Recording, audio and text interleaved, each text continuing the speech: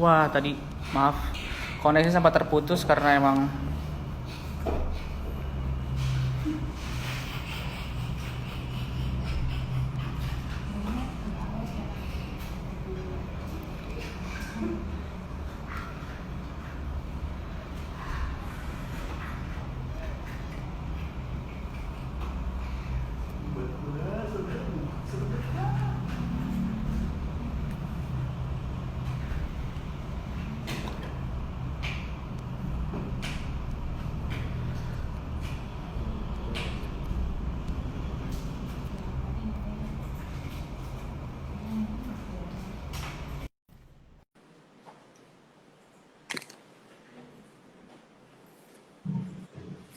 Ya.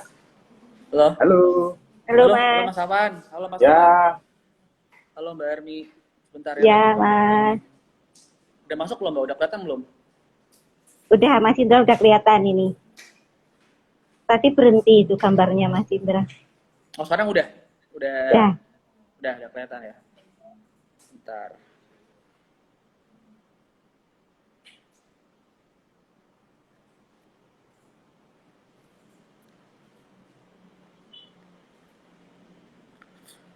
Bentar. Tapi di sini belum gambarnya Mbak Armi belum kelihatan nih. terus, belum kelihatan. ya, Bentar. Saya invite ulang.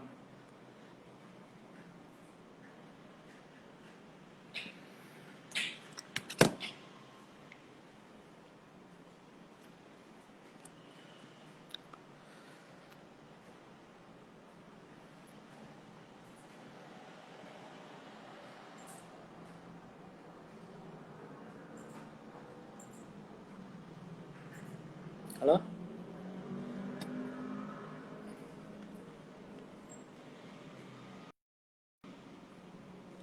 Waduh, ini Mbak Asri, Mbak Armi nih di mana ya? Kok belum bisa nih? Belum konek-konek. Halo? Nah, Ya, iya. Halo, Mbak Armi, ya Mbak, ya Mas Mas. Afan. Iya, nah sekarang udah muncul ya gambarnya? oke. Ya, Oke, Oke siap. Mas. Nah, ini tadi aku udah ngasih tahu penonton ya kalau hari ini temanya apa? TM Share Volume 27 kali ini temanya tentang berkebun organik di rumah nih. ya. Nah, sekarang kan udah ada di depan kita udah ada Mas Afan dan Mbak Harmi ini selaku pendiri dari Asri Organik ya. Ya Mas. Nah, iya. Nah, tadi boleh diceritakan ini Mbak apa perkenalan diri dari Mbak Harmi dan Mas Afan. Boleh satu-satu dimulai dari Mbak Harmi dulu deh. Oke. Lagi Iya. Ya, terima kasih. Selamat datang juga teman-teman yang bergabung. Ya. Perkenalkan nama saya Harmi. Terus saya dengan suami saya, Mas Iya. Afan. Kami berdua memulai Asri Organiknya sendiri sekitar tahun 2016.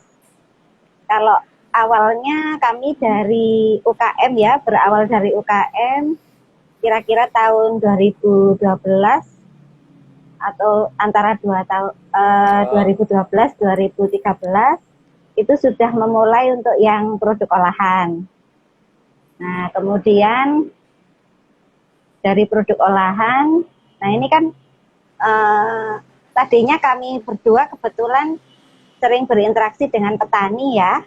Oh iya. Jadi karena pendamping petani, kemudian tahun-tahun itu saya masih aktif di Brenjong, komunitas organik untuk sayuran. Jadi ketika berlebih, itu kan selalu kita usahakan untuk diolah jadi apa gitu. Jadi akhirnya dari situ muncul membuat olahan-olahan, terus kemudian mulai dicoba untuk dikenalkan. Itu ya. Gitu. Apa? Kalau Mas Afan Karena sendiri boleh nih diperkenalkan dirinya. Ya. Kalau saya kan basicnya di pendamping petani ya. Jadi saya lebih banyak berinteraksi dengan petani dan beberapa kali kan kita bekerjasama dengan GFSGB untuk pendampingan kelompok-kelompok tani di pengembangan pelestarian biodiversity. kebetulannya di daerah Mojokerto, sehingga ketika proyek selesai kan kita melihat ternyata tidak ada perubahan juga ketika proyek selesai, kegiatan kita tidak selesai juga, sehingga saya melihat bahwa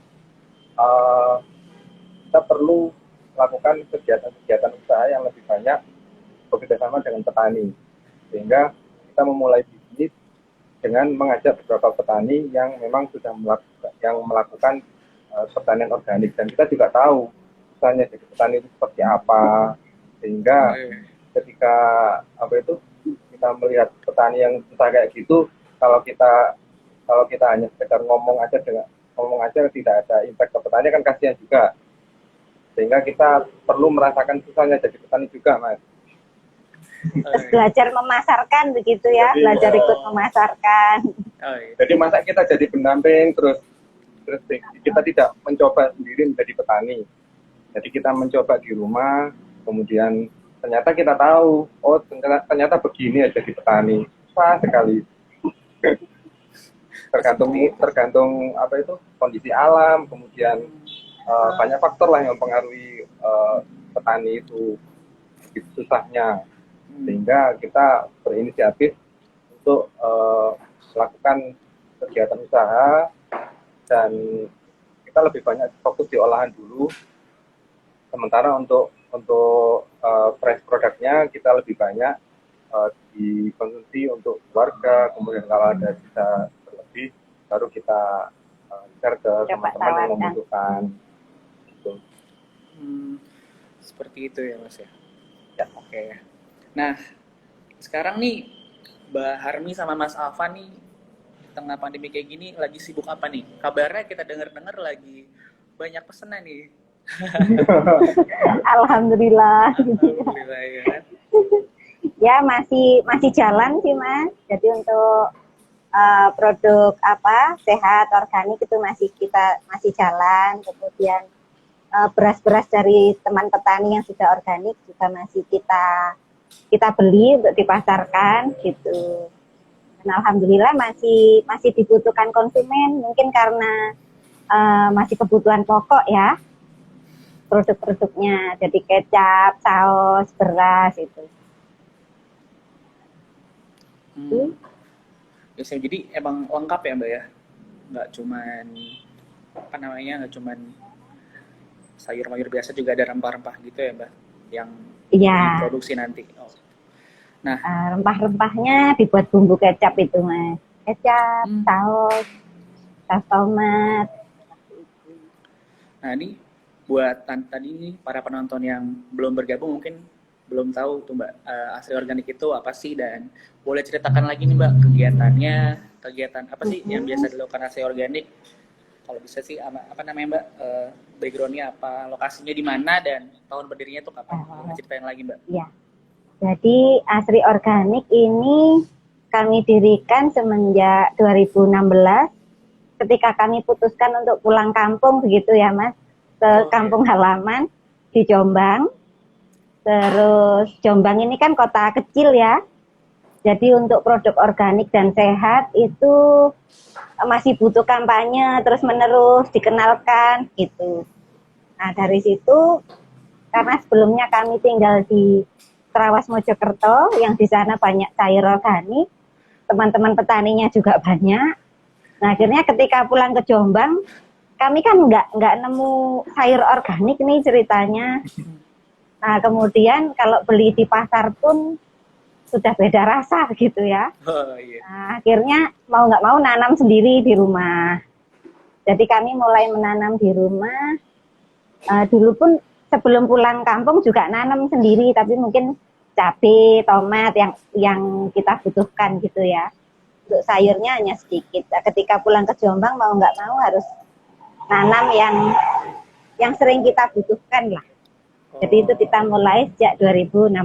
Kemudian kegiatan lainnya, produk olahan yang sudah kami mulai sebelumnya, itu tetap kami lanjutkan, seperti kecap dari air kelapa, kemudian ada saus tomat, kemudian rempah-rempahnya lebih ke simplisia ya, jadi keringan begitu Mas.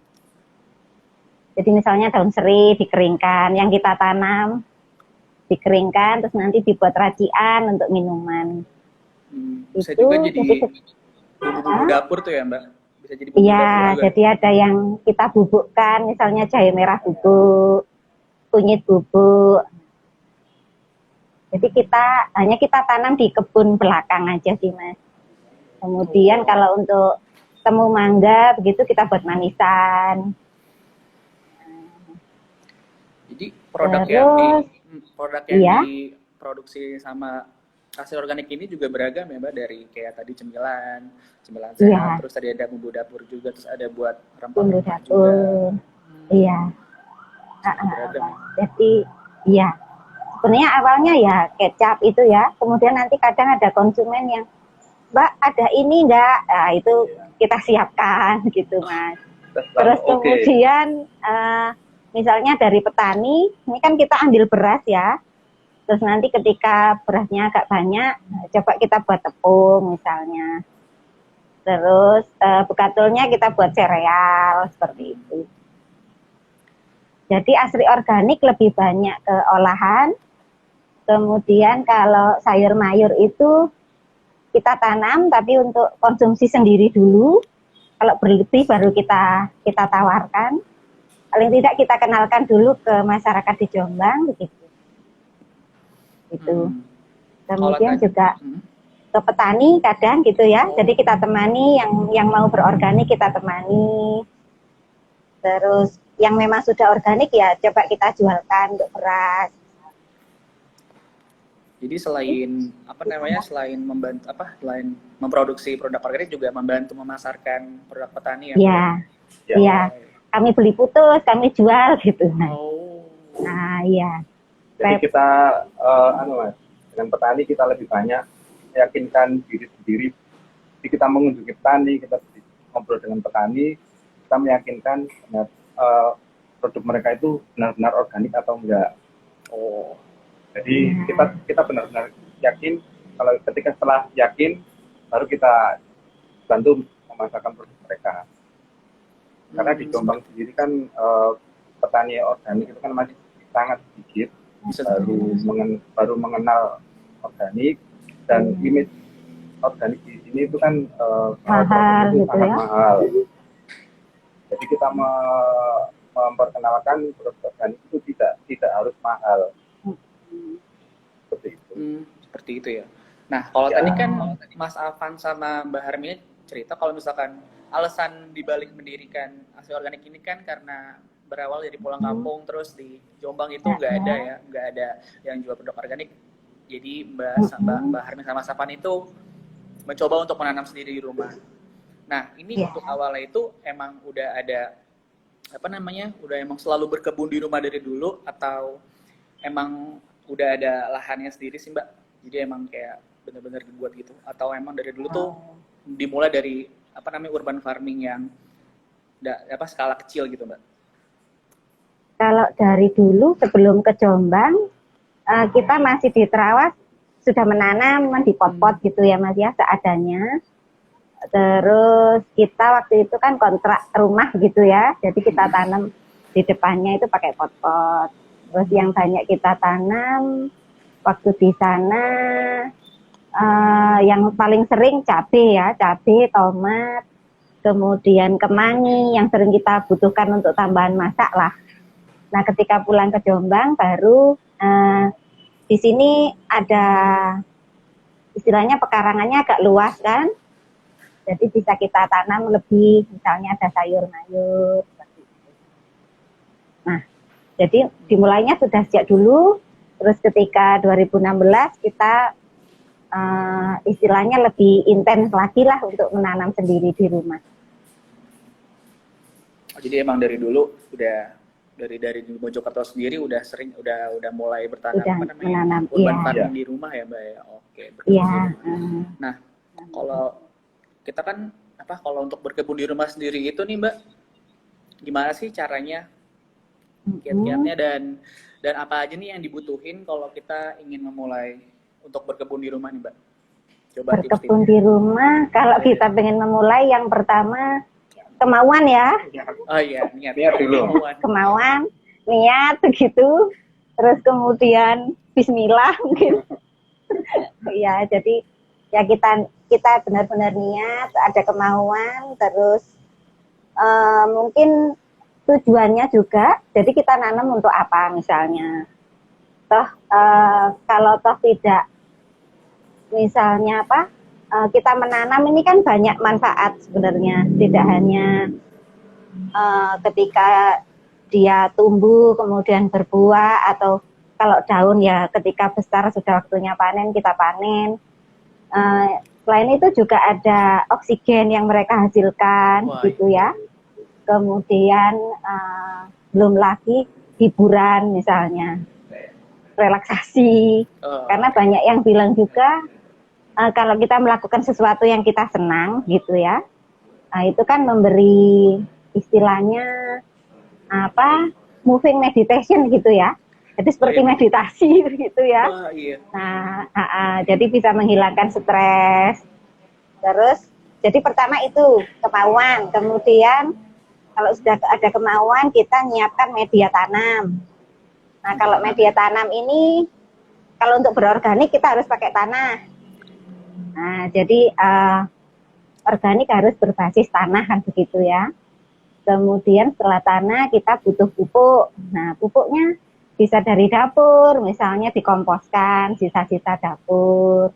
Kemudian pupuk kandang juga sangat membantu. Kalau kita tidak punya, mungkin kita bisa beli, atau kalau ada tetangga atau desa yang lain, misalnya ada peternak, nah kita bisa ngambil kotoran dari mereka misalnya. Media, kemudian setelah media kita butuh benih ya. Kalau benih sebenarnya kalau kita berkebun di rumah, untuk memulai kita bisa dari dapur juga. Misalnya dari tomat segar, kemudian cabai segar. Nah itu dipilih yang tua betul, bijinya kita ambil, langsung kita semai, itu bisa. Kemudian kalau daun bawang juga bisa, yang bagian bawah itu ditanam. Atau beli misalnya, benihnya beli di toko pertanian. Nah, supaya organik tinggal kita ini ada perlakuan, jadi dicuci terlebih dahulu misalnya dengan air mengalir. Nanti baru kita semai untuk awalan misalnya. Oh. Itu mungkin Mas? Oh itu ya. Oke nih Mbak, soalnya kan sekarang ini kan banyak yang memulai berkebun di rumah juga kan sekarang kayaknya lagi naik daun nih berkebun di rumah.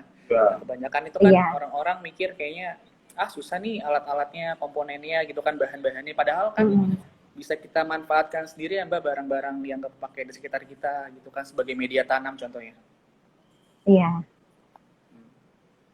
Nah, kalau aku mau tahu nih Mbak perbedaan ini.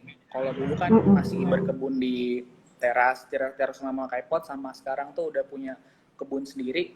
Itu gimana sih Mbak perbedaan cara mengelolanya, cara manage-nya, cara mengelolanya dari menanam sampai panen itu Mbak, gimana perbedaannya? Jadi sebenarnya kita ketika berkebun di rumah, mau pakai pot ataupun langsung di tanah, yang tetap diperhatikan media tanam ya.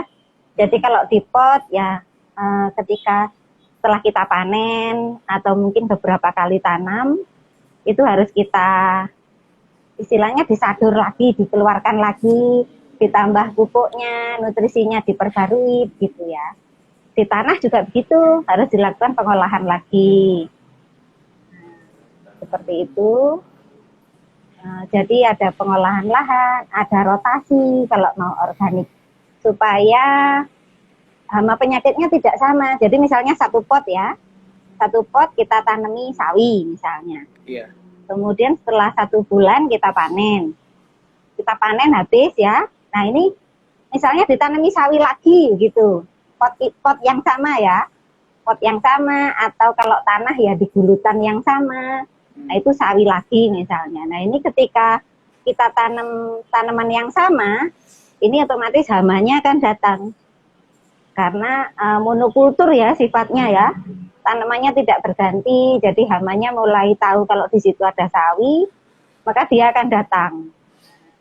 Jadi perlu adanya rotasi, diganti misalnya setelah sawi, ganti tanaman lain yang beda famili begitu ya, mungkin bayam.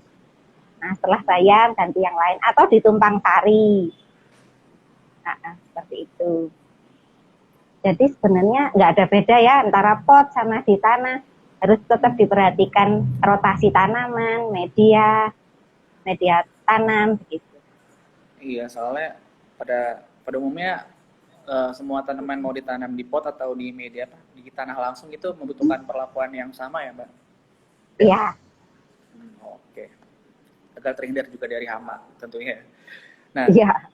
aku mau nanya nih, Mbak. Di AC Organik sendiri itu Mbak hanya berdua saja sama Mas Afan atau udah ada karyawan nih yang bantuin? Kalau pas lagi banyak pesanan begitu kita sama tetangga biasanya. Oh. Jadi kita ngajak tetangga tapi masih untuk olahan. Nah untuk yang bertanam misalnya nanti ada tetangga yang pengen. Jadi sebenarnya yang kita lakukan ini istilahnya untuk mancing gitu ya Mas ya. Untuk memberi pancingan ke tetangga yang lain misalnya kalau mereka pengen ikut, nah nanti bisa sama-sama menanam baru kita pasarkan lebih intens lagi. Oh seperti itu ya Mbak ya. Ya. Jadi ya kurang lebih 4-5 orang lah, masih kecil, masih kelompok kecil. Mbak yang penting kan pemasarannya gitu kan Mbak. Iya. Kita jalan dulu. Jadi mau ngajak-ngajak tetangga nanam kalau pasarnya di Jombang belum siap, nanti kasihan juga. Iya. Betul juga sih. Padahal tetap yang utama kita menanam ataupun memproduksi sesuatu yang sehat. Pertama untuk diri kita sama keluarga dulu ya. Nanti baru ke orang lain begitu. Seringkali teman-teman yang mau berorganik itu tidak merasakan enaknya sayuran organik sendiri dari kebun sendiri. Jadi mereka lebih banyak tujuannya untuk dijual dulu. Jadi banyak teman-teman yang melakukan kegiatan berkebun organik itu mereka tidak tahu rasanya sayur organik itu seperti apa, padi organik itu seperti apa rasanya. Kadang mereka itu tidak tahu. Jadi ketika panen langsung mereka jual, tidak tersisa untuk mereka keluarga. Terus mereka beli di pasar yang enggak organik. Itu dibalik. Jadi harusnya kan untuk mereka dan keluarga mereka dulu ketika ada baru ke teman-teman yang komunitas lain yang membutuhkan. Kan seperti itu kan harusnya. Jadi kan susah kalau seperti itu. Jadi orang lain yang disehatkan, dirinya dan keluarganya malah sakit. Oh iya betul sih. Masih ribut. Karena kan tanaman organik ini juga punya banyak manfaat kan dibanding sayuran yang biasa pada umumnya. Iya. Nah untuk jenis-jenis tanaman dan rempah-rempah apa sih Mbak yang ditanam atau diproduksi sama Asri Organik sendiri? Kalau yang rempah-rempah yang umum kita pakai untuk bumbu, jadi bumbu kecap itu ya. Jadi kita tanam serai, kemudian pohon salam, untuk diambil daunnya, kemudian daun jeruk purut, itu yang pasti ada. Terus kalau empon-emponan ada temu mangga, jahe, sedikit jahe merah misalnya. Terus kunyit itu, Mas. Kemudian kalau sayuran kita sering ini ya ganti-ganti begitu ya, yang sering ya sawi, bayam, hijau, kemudian kangkung, terus kadang kita nanam pakcoy, terus cabai, tomat itu yang pasti kita tanam, yang sering dibutuhkan dapur. Kemudian daun kucai, nah seperti itu, yang sering kita masak. Oh seperti itu berarti ya Mbak ya. Iya. Nah, kenapa sih Mbak mengambil kenapa sih memakai konsep kalau misalkan kita menanam tadi yang Mas Alan bilang menanam tanaman organik itu kenapa harus kita konsumsi dulu. Nah, nanti kalau hasilnya baru berlebih, baru nanti kita jual ke orang. Kenapa sih Mbak memakai konsep itu? Iya, karena hidup sehat itu kan harus segera dimulai ya. Penting, karena penting. Kemudian juga kalau kita misalnya mengajak orang lain tanpa kita melakukan lebih dulu, itu sepertinya kok ya apa ya, kok ya aneh gitu ya. Iya. Jadi harus kita dulu lah. Kita dulu, kita tahu perbedaannya, kita tahu rasanya ke tubuh kita seperti apa, baru kita bisa cerita ke orang lain. Nah, jadi mengapa hidup sehat, terus bertanam organik, ini harus kita ingat bahwa itu harus untuk kita sendiri dulu, keluarga sendiri dulu.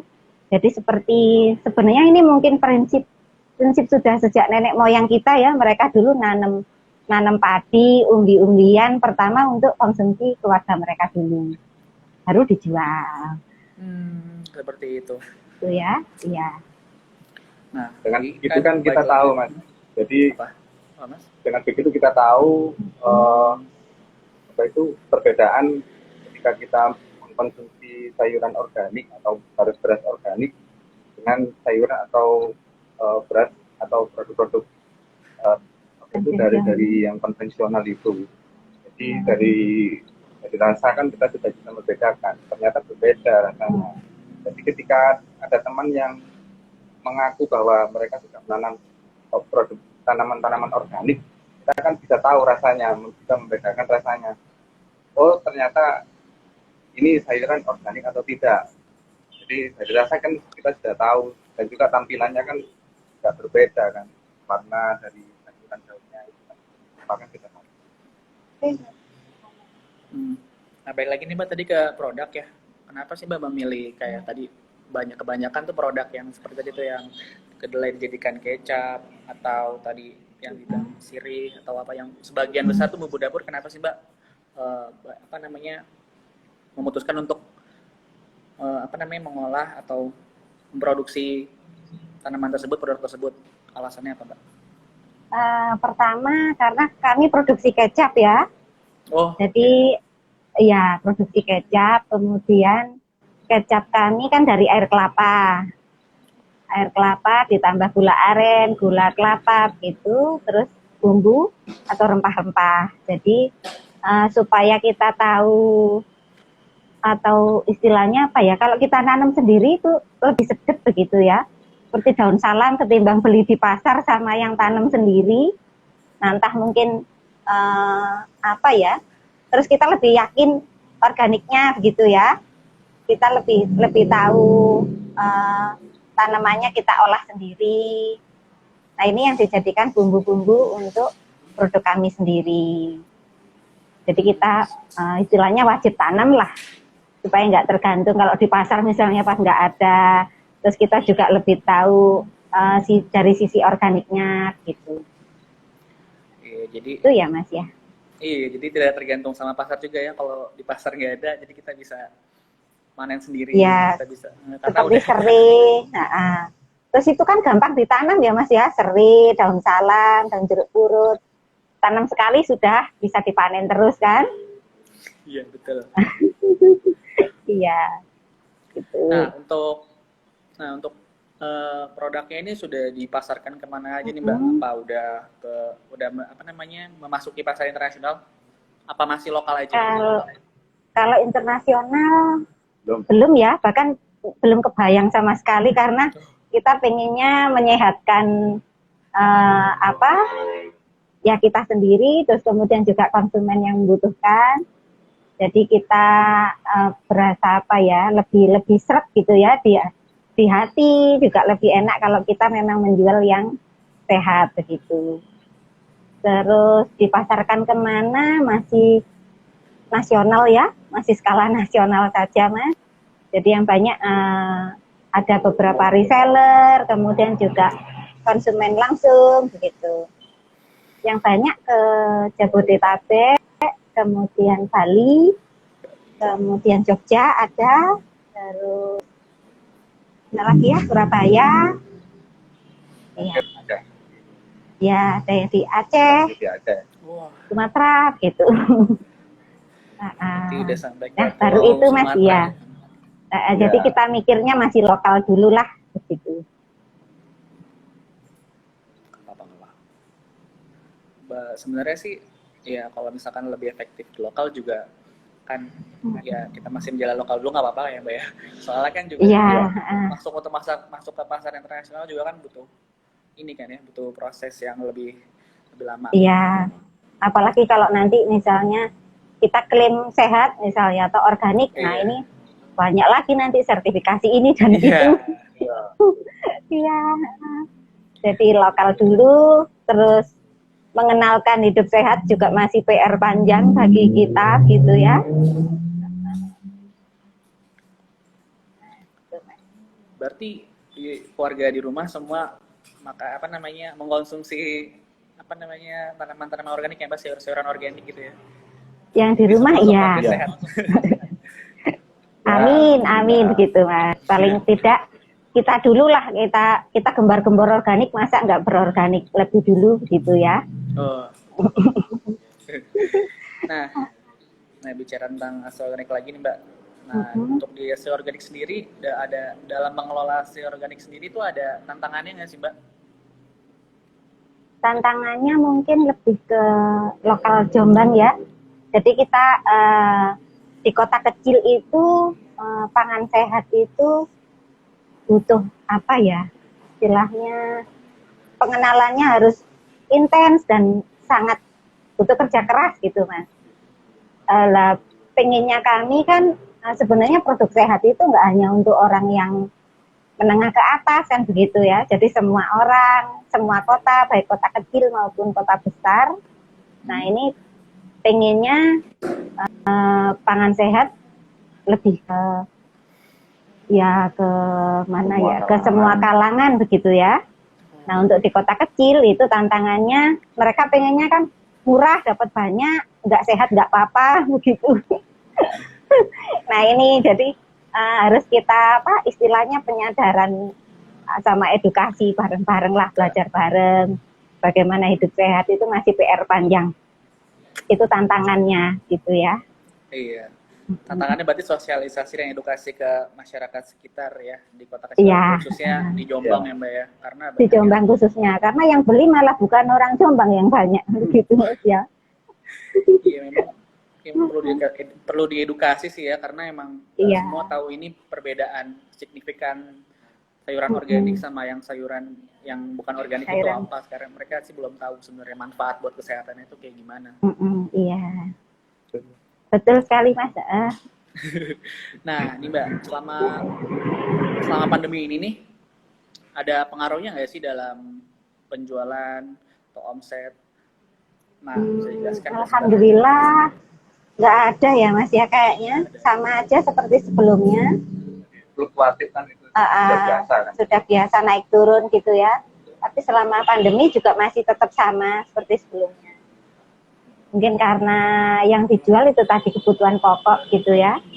Di beras, kecap, saus. Iya. Apalagi sekarang kan pemerintah menggembar-gemborkan harus lebih hidup sehat ya karena biar meningkatkan imunitas Oh tubuh iya, tentunya. Imunitas.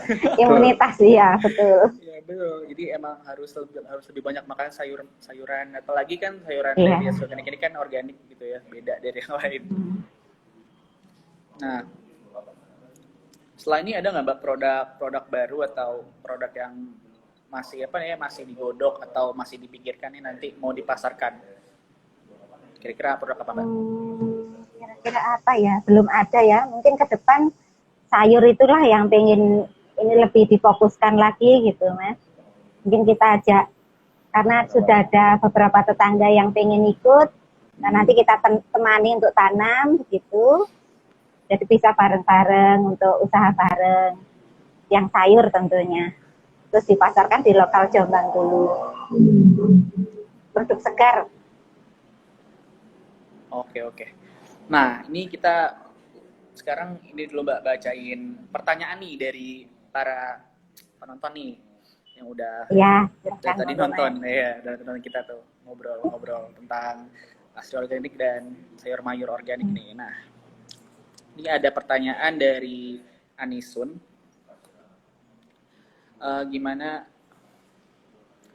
Gimana nih Mbak cara menanggulangi tanaman kalau kalau sedang terkena hama?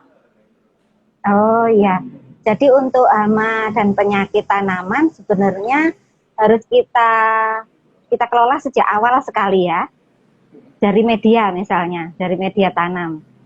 Kalau misalnya kita pakai pupuk, pupuknya harus benar-benar matang. Misalnya dari kotoran hewan begitu ya, itu sudah kita komposkan atau sudah istilahnya sudah numpuk lama begitu ya di peternaknya. Jadi sudah benar-benar terurai semua supaya benih-benih penyakit atau mungkin telur-telur dari entah kumbang atau apa yang ada di situ sudah mati. Nah itu pertama media. Kemudian yang kedua benih. Jadi benihnya pun kalau kita misalnya dari tomat segar atau cabai segar itu kita pilih yang bagus. Jadi bukan yang cabainya misalnya agak-agak keriting atau kena penyakit itu kita pakai benihnya misalnya. Jadi kita pilih yang bagus. Yang bagus, yang tua betul. Nah, misalnya kita beli tomat di pasar, kita pilih yang bagus, nanti diambil benihnya untuk ditanam. Kemudian setelah itu penyiraman juga perlu, jadi tidak boleh terlalu basah, tidak boleh juga terlalu kering, supaya tidak ada bibit penyakit, tidak ada jamur, tidak ada bakteri misalnya. Untuk kalau Mas Afan sendiri gimana nih cara menanggulangi versi Mas Afannya sendiri? Kira-kira ada kiat-kiat khusus nggak nih buat menanggulangi tanaman yang udah kena hama? Kalau kena hama itu biasanya kita siapkan biopestisidanya. Nah, biopestisida. Jadi kita lebih banyak memanfaatkan tanaman-tanaman sekitar kebun itu untuk biopestisida seperti kayak bawang putih gitu kita siapkan, kemudian ada itu kayak pohon-pohonan gitu kita pakai. Kita selalu mencoba untuk melakukan membuat biopestisida untuk hama ini kita coba, kita semprot, kita bacem misalnya pakai cacing, direndam dulu Mas. Jadi direndam dulu berapa 2-3 hari atau sampai 1 itu, dan baru kita coba semprotkan ke hamanya. Kalau misalkan ada pengaruhnya baru kita pakai. Oh, kalau tanaman. Jadi intinya kalau tanaman organik itu intinya, berarti pakai biopestisida ya Mbak, yang tadi dibilang Mas Afan. Ya, bisa. Tapi itu kalau penanggulangan hama itu lebih banyak di pencegahan di bagian terakhir Mas ya. Jadi lebih seharusnya kita biopestisida untuk pilihan terakhir. Jadi kita lebih banyak menyiapkan di pengolahan lahannya, persiapan lahan, media tanam itu. Di perbaikan di ekosistem lahan. Terus sebaiknya ada tanaman misalnya pengusir hama begitu ditanam di antara sayuran. Misalnya serai, kemangi, daun-daun yang berbau menyengat itu bisa, daun mint. Nah, itu untuk mengusir hama itu juga kita tanam di sekitar sayur. Nanti pilihan terakhir kalau hamanya tetap banyak baru kita buatkan biopestisida. Nah, biopestisida sebenarnya bisa dari apa saja ya Mas. Yang penting daun-daunan yang pahit, getar itu bisa. Pedas, pahit, getar atau umbi-umbi seperti gadung misalnya, brutowali yang pahit, daun pepaya itu bisa. Caranya tinggal ditumbuk, kita rendam sehari, besoknya dipakai, diencerkan untuk disemprotkan ke tanaman. Jadi emang kalau organik itu pestisidanya juga dari tanaman juga ya Mbak? Asalnya ya. Iya, jadi untuk pengusir hama nggak perlu pestisidanya, itu untuk pilihan terakhir ya. Iya, boleh ditambahkan lerak Rapindus rara. Itu untuk ngikat. Jadi sebagai gantinya deterjen kita pakai lerak itu, kita rendam sampai berbusa ya. Kemudian busanya kita campurkan ke biopestisida untuk ngikat. Jadi ketika kita semprotkan ke daun itu masih bisa tinggal beberapa lama, nggak langsung hilang ketika kena air hujan misalnya. Oke Mbak, sip. Nah ini ada pertanyaan kedua lagi, tapi masih dari orang yang sama, dari @anisun. Nah kalau hidroponik itu termasuk organik gak sih Mbak? Karena pakai vitamin A dan B di mix. Oh iya. Itu gimana tanggapannya? Jadi buat hidroponik ini sebenarnya kalau dari prinsipnya, prinsip pertanian organik ini sudah sangat berbeda. Jadi kalau hidroponik sama organik ini dua sistem pertanian yang berbeda. Kalau organik karena basisnya tanah, jadi dia harus ada tanah. Sedangkan hidroponik kan kita pakai air ya medianya ya, hidro begitu ya. Nah jadi dari sisi prinsip hidroponik tidak bisa dimasukkan dalam kategori organik karena beda prinsip. Nah, kemudian yang kedua, hidroponik biasanya kan nutrisinya cair ya Mas ya. Yang dimasukkan nutrisinya bentuknya cair. Umumnya dari kimia sintetis.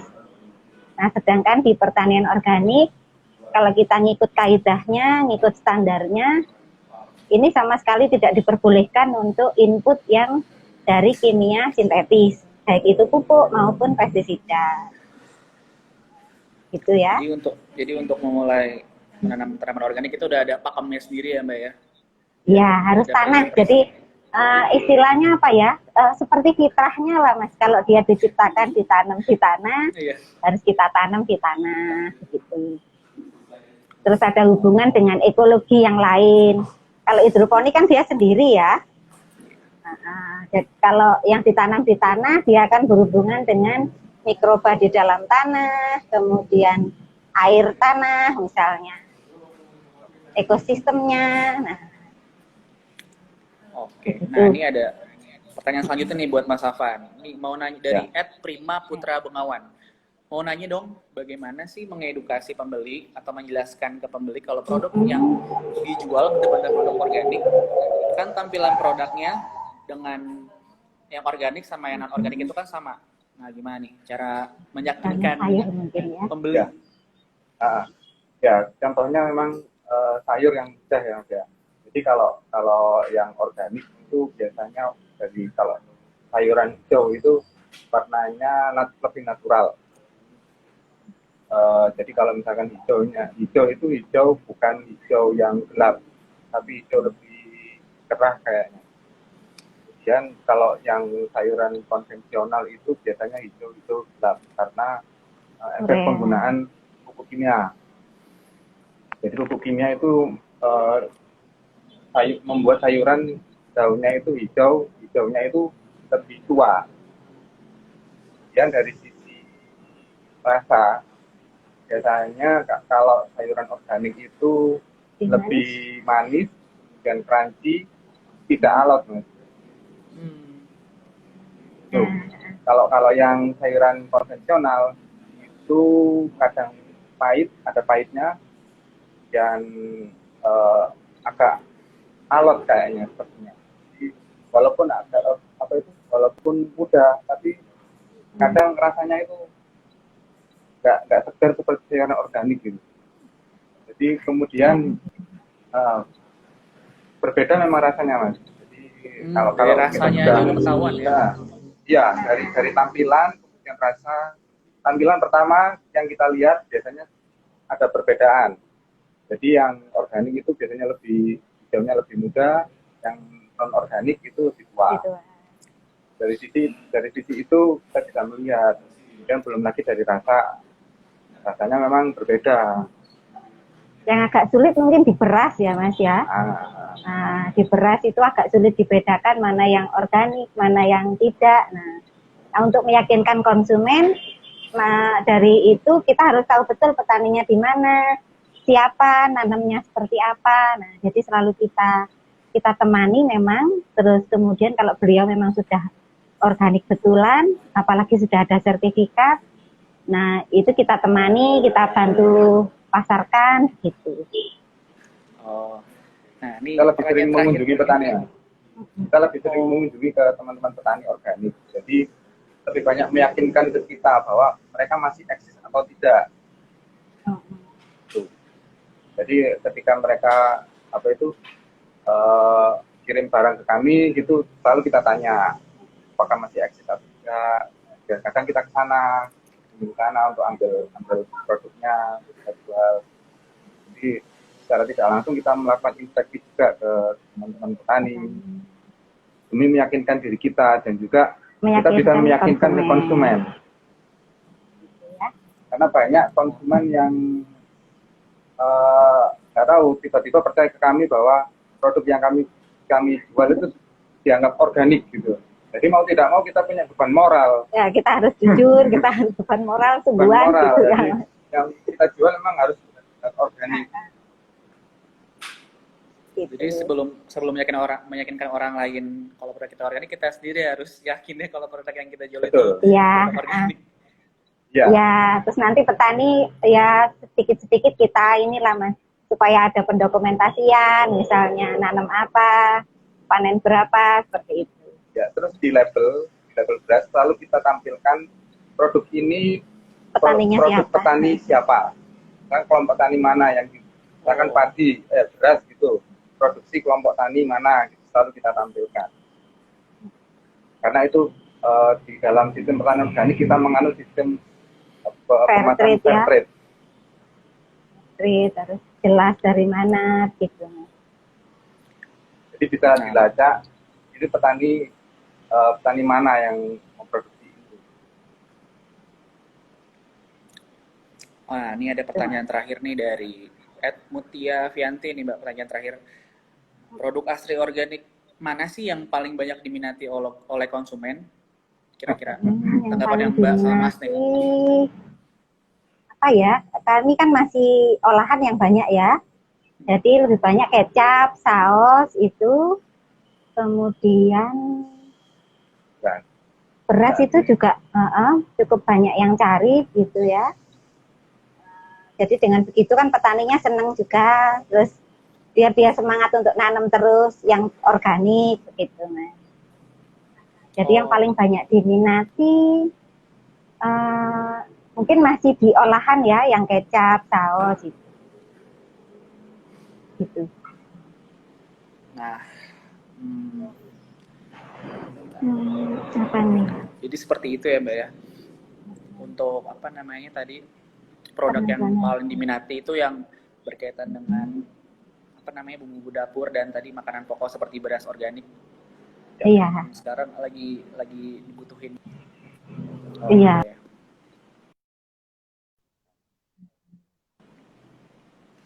Nah, ini Mbak udah dikit lagi kan kita udah memasuki akhir ini ya. Ada pertanyaan lagi nggak Mas? Oh, nih ada pertanyaan. Sepertinya ada nih dari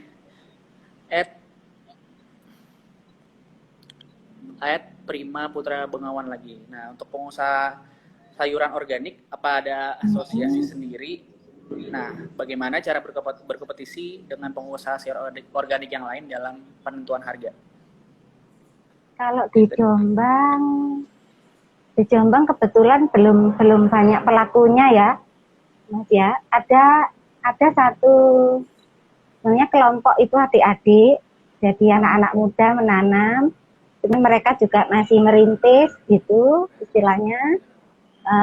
Kalau penentuan harga kami sih dari ini ya Mas ya, biasanya apa? Harga di pasaran yang organik berapa? Cuman kita hanya istilahnya nggak semahal yang di supermarket ya. Kalau supermarket kan sudah berapa rantai misalnya. Kalau kita ya harga petani terus kita tambah sedikit begitu. Nah, penentuan harganya gitu, disamakan dengan komunitas organik di Mojokerto, Surabaya misalnya harganya. Nah, ini sekarang untuk promosi produk asli organik nih Mbak, kalau mereka mau beli produk asli organik itu sendiri di mana dan gimana cara dapetinnya dan gimana cara ordernya? Itu coba boleh diceritain. Bisa dicek di IG kami mungkin ya. @asriorganik, di situ ada nanti foto-foto produknya ada sama keterangannya. Jadi misalnya kecap dibuat dari apa seperti itu. Kalau untuk order atau informasi lebih lanjut biasanya langsung bisa lewat DM atau WA nomor yang ada di Instagram. Oh, iya. Kalau aku lihat Itu, tadi Mas. si Asri Organik ini ada website-nya nggak sih, Mbak? Belum sih. Website. Belum ya? Belum. Kami belum buat. Belum buat. Iya. Oke.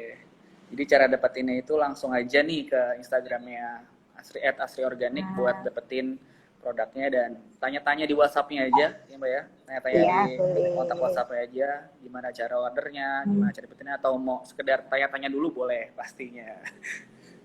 Iya. Nah, sebagai terakhir Mbak, sebagai penutup, ini nih gimana sih Mbak? Mbak bisa sedikit ceritain gak sih tips cara berkebun organik di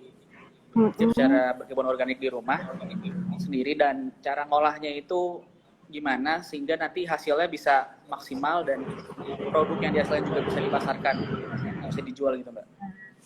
Iya. Jadi tipsnya untuk berkebun seperti yang tadi kita ceritakan ya, jadi harus ada kemauan dulu, kemudian setelah media tanam, benih, pupuk, itu sebenarnya bisa kita buat sendiri semuanya ya, dari rumah, dari sampah dapur, itu bisa kita buat kompos, kemudian setelah itu dirawat, dan yang perlu telaten mungkin ya. Jadi kadang kita berkebun itu ketika sekali gagal, terus istilahnya mutung atau sedih terus nggak nanam lagi.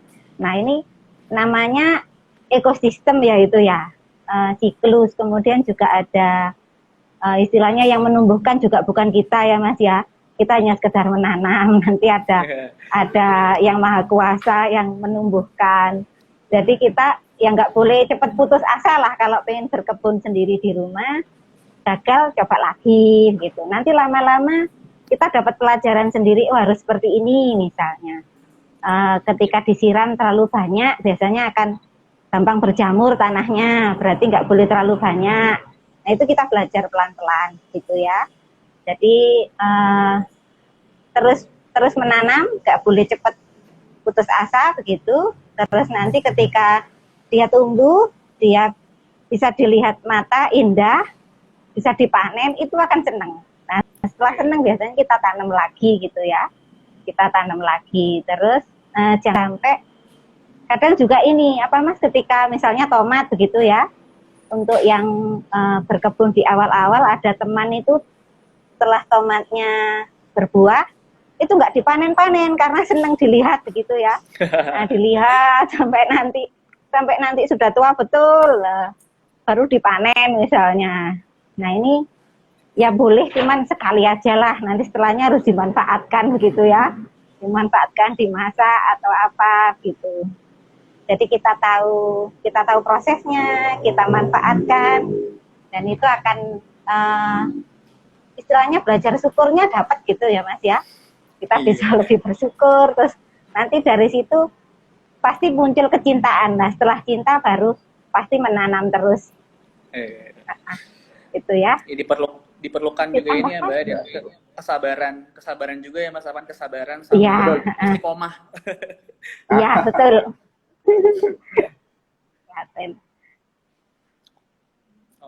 Oke. Nah, aku mau ngingetin lagi nih buat sahabat Teras Mitra, nanti ada kuis yang disampaikan di akhir live, nanti diupload di IG Story. Syarat ikutannya gampang banget, cuman follow IG Teras Mitra aja. Nanti bisa jawab di kolom reply-nya. Seperti itu. Ini terima kasih banget ya Mbak. Sama-sama Mas. Sama-sama, terima kasih buat Mas Indra, juga semua Bapak Ibu, Mas, Mbak-mbak yang sudah bergabung ya. Semoga ada manfaat untuk kita semua, untuk saya juga. Amin. Terima kasih Mas Afan dan Mbak Harni. Semoga tetap sehat semua. Wah, iya, amin. Semoga tetap sehat. harus sehat. Ya. Biar bisa menjalani aktivitas sehari-hari ya. Betul. Nah, kemudian nanti nih hari Sabtu ini Teras kita juga ngadain TM Share Fall 28 via Zoom yang judulnya itu mengambil topik manajemen keuangan komunitas. Nanti infonya juga bakal diupload ke IG-nya Teras Mitra. Nanti yang mau ikutan bisa langsung daftar ke link yang nanti ditaruh di kolom bio Instagram. Nanti daftar aja lewat situ. Jadi jangan sampai kelewatan ya. Oke, sampai di sini dulu bincang-bincang kita bersama Mbak Harmi dan Mas Alvan. Ya, Terima kasih udah meluangkan waktunya untuk cerita-cerita sama-sama, terima kasih tentang kiat-kiat menanam tanaman organik gitu ya, tentang mengolahnya dan memasarkannya juga. Terima kasih juga sahabat-sahabat Teras Mitra yang udah nonton. Terima kasih semuanya dan sampai jumpa di TM Share volume 29 berikutnya. Ya, terima kasih Mbak. Ya. Ya.